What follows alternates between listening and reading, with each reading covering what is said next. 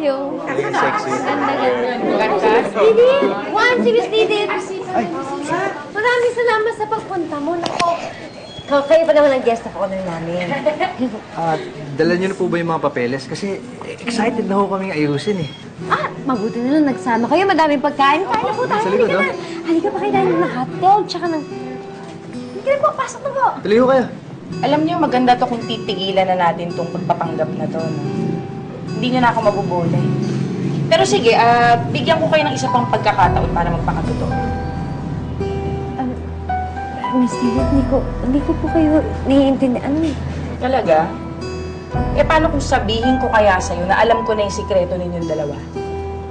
Alam ko na nagpapanggap lang kayo para makuha niyo tong bata. Alam ko na lahat and I am very disappointed with the two of you. Hindi kayo deserving maging magulang nitong bata. Teka lang, Miss Didit. Ibig sabihin, nagka-problema naman po talaga kami sa status namin. Pero nagmamahalan po kami at mahal namin si Katkat. O yan.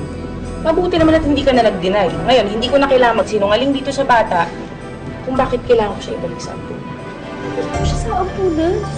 Ayoko po bumalik doon! Popsi! Huwag niyo po ako ibigay sa kanila! Miss Didit, huwag po natin takutin yung bata. Mabuti pa, pag-usapan mo muna natin to. Hindi ako nakikipag-usap sa sinungaling. Kunin niyo na yung bata. Kunin niyo na yung bata. Miss Didit, Popsi! Halika na. Miss Didit, teka lang. Hayaan niyo naman kami mag-explain man lang kung ano.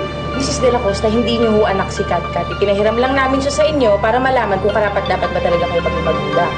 Nagsinungaling kayo. Anong gagawin natin ngayon? Parang awan niyo na. Hayaan niyo muna kami magpaliwanag. Magpapaliwanag para ano? Para linlangin niyo na naman ako. Hindi niyo na ako maluloko. Halika na.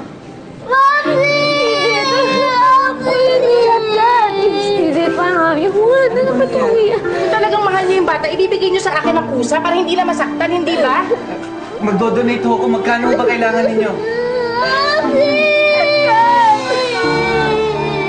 Halika na.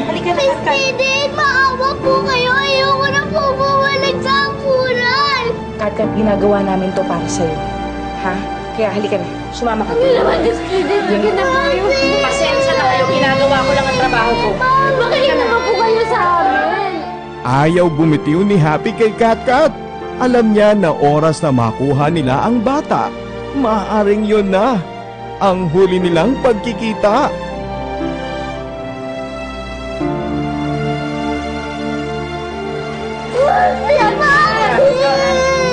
Anong gagawin natin?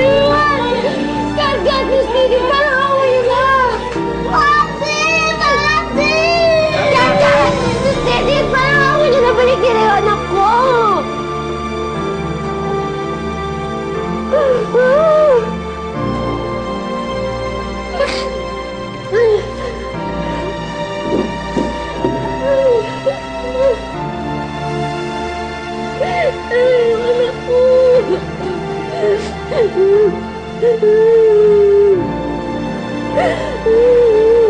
Tama na.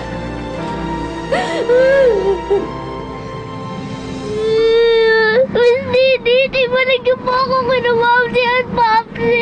Katkat, tama na. Huwag ka na umiyak ha. Kasi alam mo, hindi karapat-dapat na mga maging magulang mo sila. Kasi nagsinungaling sila, hindi ba? Nagkunwari sila na okay sila. Pati naman po sila eh. Good boy na po ulit si Popsi. Love na po siya ulit ni Popsi. Ibig mong sabihin matagal mo nang alam na may gulo sila. Na matagal na nagloloko yung si Juan. Sabihin mo sa akin ang totoo, ha? Opo. Kita mo na, bakit hindi mo sinabi sa akin agad? Iniwalay na po ni Popsi si Miss Sugit.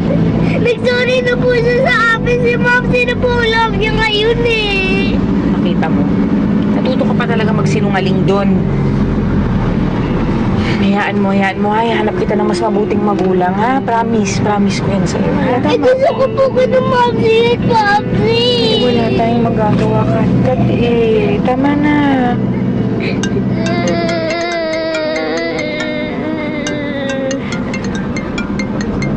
Hello?